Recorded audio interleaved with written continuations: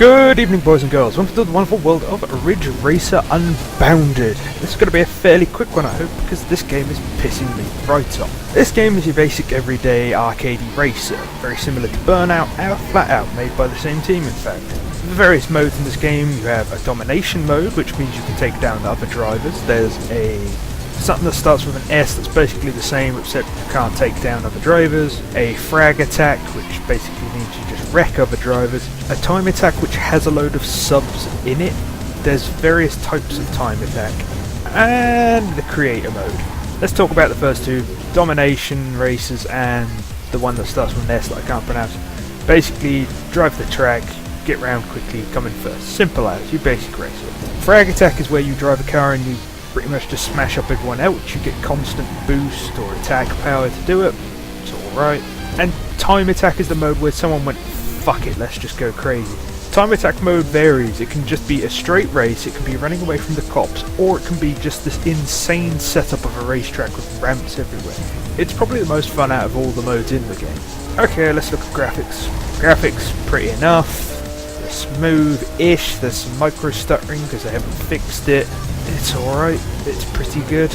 It's better than a lot of the cheap-ass races from rushes I've been playing. As you might be able to tell from this review, I'm not particularly happy with this game. The simple reason of, if you come in first in every race, you don't automatically win. The game's set up into areas, and each area has a set of races. Each race, you get stars, you get points. These points go towards a total, which lets you get more races. I have one area where I've 3-starred every single race and I haven't got enough points to do the rest of the area. I don't like this. If I come in first, I shouldn't have to go back and come in first in style. There's also things like in the drift events. I didn't mention there were drift events. Well, there are drift events.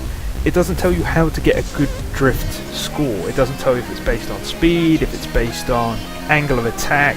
It doesn't tell you what it's based on, so you have no idea how to do a good drift. The races in general don't show a lap counter, they show it on the buildings, but to be honest, you're looking at the road, not the buildings, so you never have a chance to figure out what lap you're on until you finish.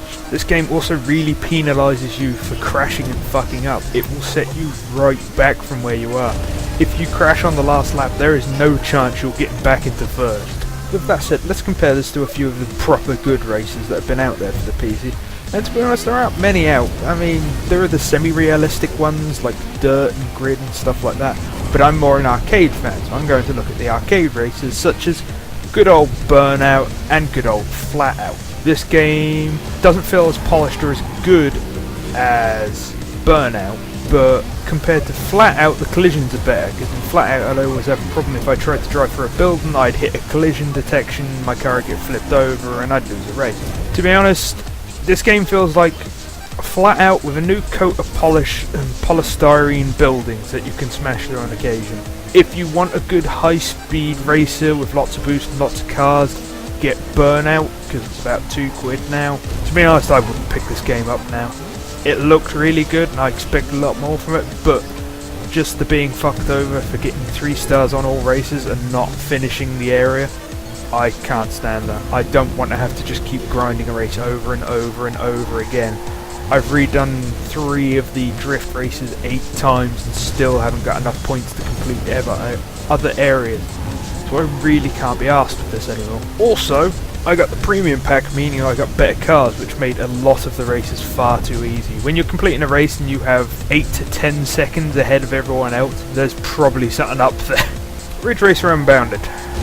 It doesn't do anything technically wrong, so I'm going to have to give it a 5 out of 10, but just for the fucking me over and not letting me complete areas, not telling me enough things about my racing style, like how to get a good drift, what I'm missing to not get all the points that I need to complete an area. Stuff like that, it's only getting a 5 out of 10.